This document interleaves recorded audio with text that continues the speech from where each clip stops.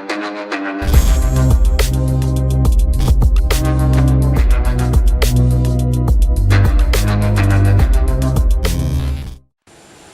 guys, Dino Pereira here with the next question of the web programming video series. If you are new to the channel, I am Dino Pereira. I am a software engineering undergraduate in GIT, stands for Java Institute for Advanced Technology. And if you are interested in the field of software engineering and if you like content regarding software engineering, you can just go ahead and subscribe my channel and hit that notification bell if you want the latest uploads of these videos. And in this period of time, I am recently uploading videos regarding database management systems and web programming videos, web programming questions. So I am discussing questions regarding these topics, and in each and every video I will be discussing a certain part of a question or an entire question maybe. And in this video I am going to discuss how to code. I'm just going to explain. I'm going to explain how to code and how I'm going to program. There's a difference between coding and programming. I will do that part in a later part of a video, of another video. And in this question, in case if you haven't watched video 15, you can go ahead and watch video 15 and come back again, because I'm going to code the web design which I designed in question number 15. So go ahead and click on that video number 15 if you haven't watched it. So in this video I'm going to do question number question number 16. In this video I'm doing question number 16. So in question number 16 of part 2, that's part 2 of question number 15 and 16. This is question number 16. So in this question I am supposed to code the structure. If you remember this one, after you watch video number 15, I was assigned to design a bootstrap design, and in this question I am allowed to code it. So I am quickly going on for the answer. So this is my answer. So the basic thing what I have to do in this question is, once I set values here, all these input fields are fully validated, or even the set value section and also the check value section. So all these fields are validated, and also what happens is, once you enter the fields, once you enter the codes. Now I have two codes, code 1 and code 2.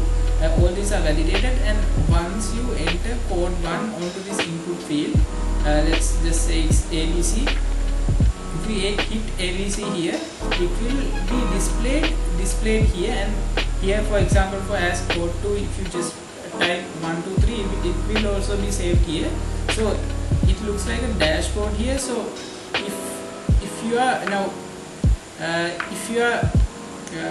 if you're going to access the frame, you need to type both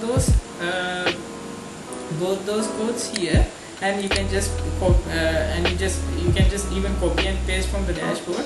But we are assigned to create the content like this.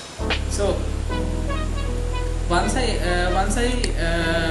click on these input fields, I just have to simply click on the set values button, and once the value is set, I can copy and type them onto these input fields and check whether the values are correct. So this is a basic programming concept which I used. So let's check it out. So first we'll check the validations. We'll check whether these are validated.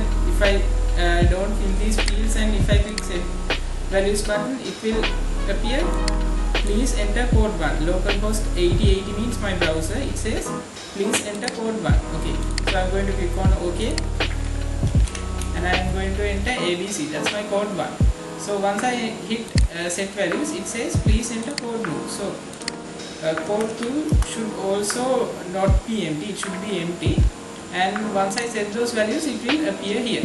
It says ABC and 1 2 3. The values are set here. So these input fields are also validated. So once I click on this check values button, please check your value 1. Okay, so they ask us to check our first value. So instead of typing ABC, I am going to type something else, and then they are saying to check your code too. Okay, so these are not the exact values as you can see, but I am going to try to see whether the system works. So once I press on these check values, it says your details are incorrect, please try again. That means obviously these two values are different now, so that's why they are not letting me in. So if I press ABC and go again, it says please your details are incorrect, please try again, because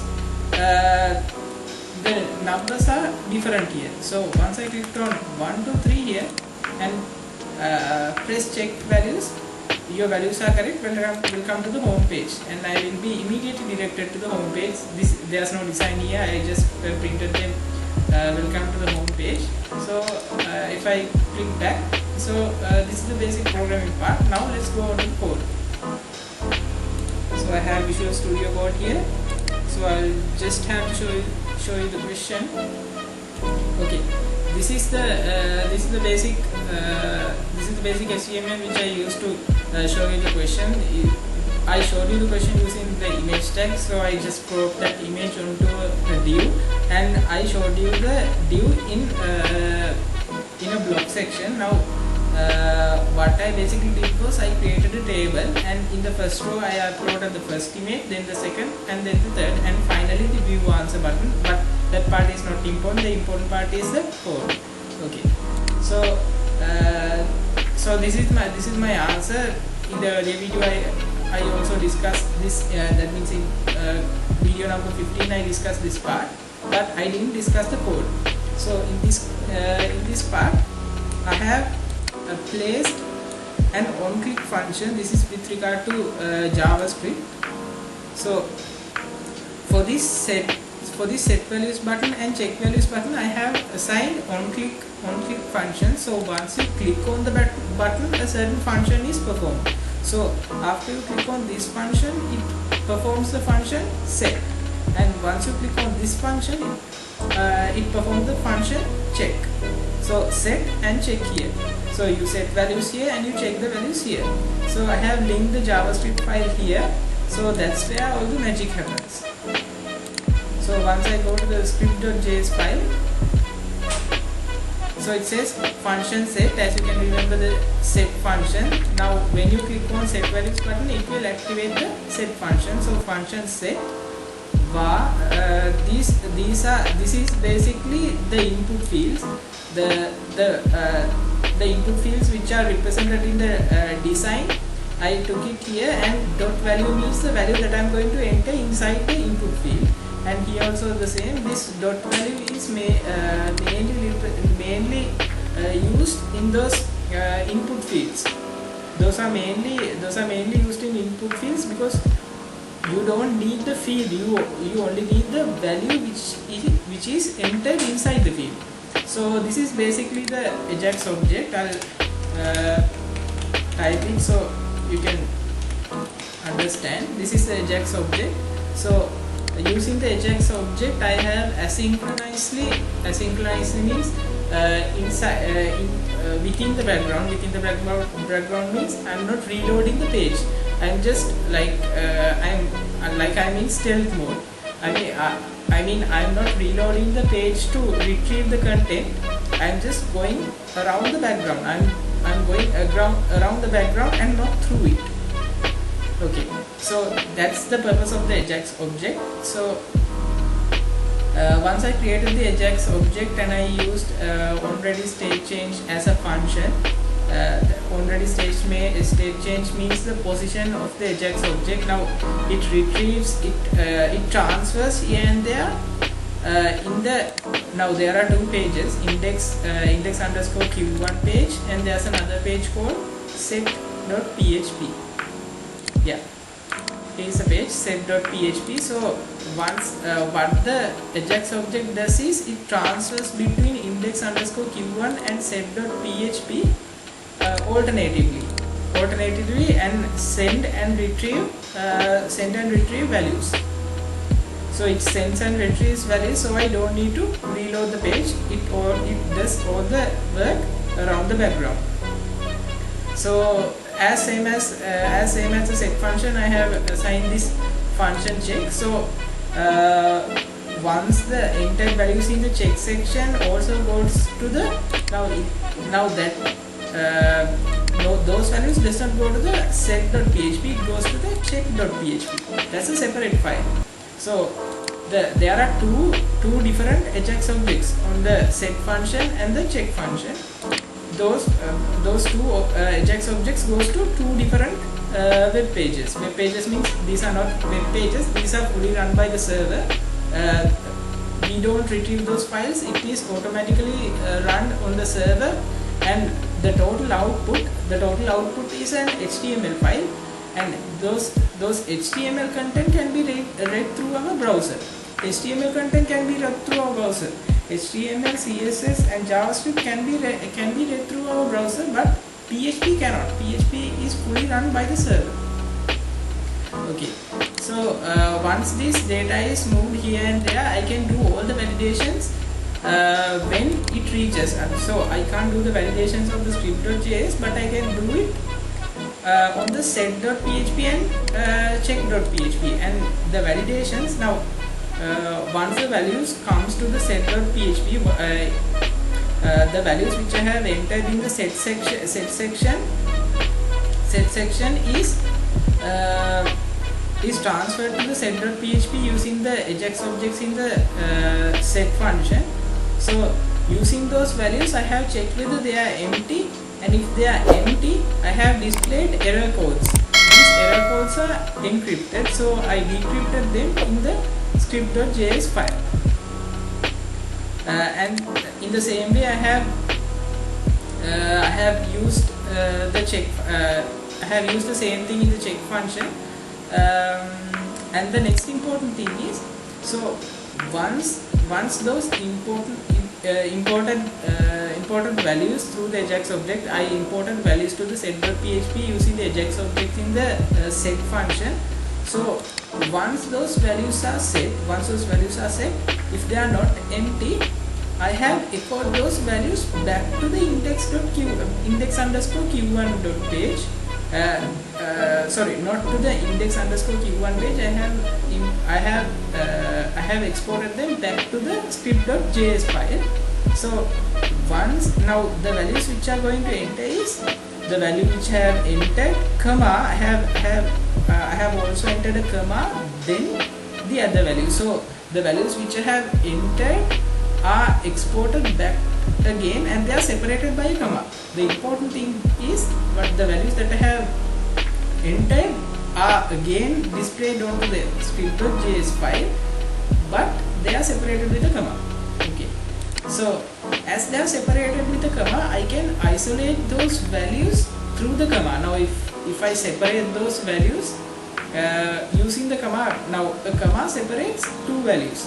So once the now text, as you can see a variable here called text, this text is the response text which comes back from the set.php file.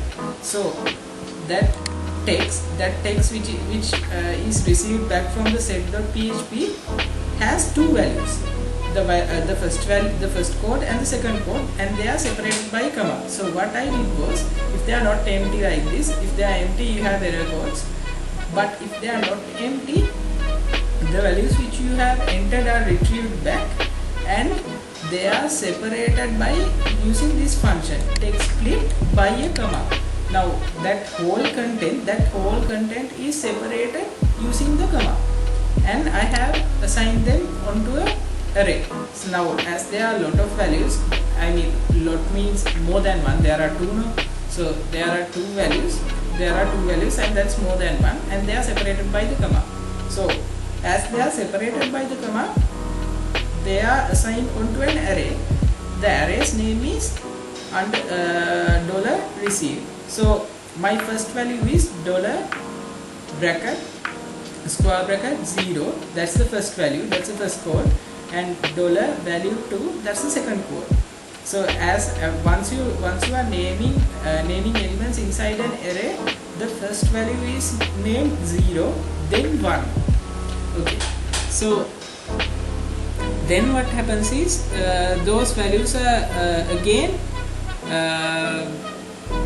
are again listed onto two divs.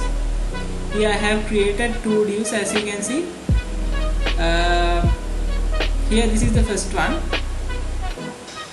So this here as you can see, the first value comes here, then the next value too comes here. So those values which are separated by those commas are inserted here, and those values are checked using the check.php using programming as in the same way as set.php. So that's the explanation, and there's a magic which happens on that nice web design. So even though it looks cool when you look at it, there's a lot happening inside the backend. So the backend is the hard part, but design is basically simple. And if you're like good at arts, and if you have a design in mind, you can just simply arrange it nicely. But the thing is the backend is a super hard part, but once you get the hang of it, it's pretty cool and easy. Okay, so that's the end of the 16th video, and I will be uploading the video number 17 in the recent future, and see you guys then. Bye guys.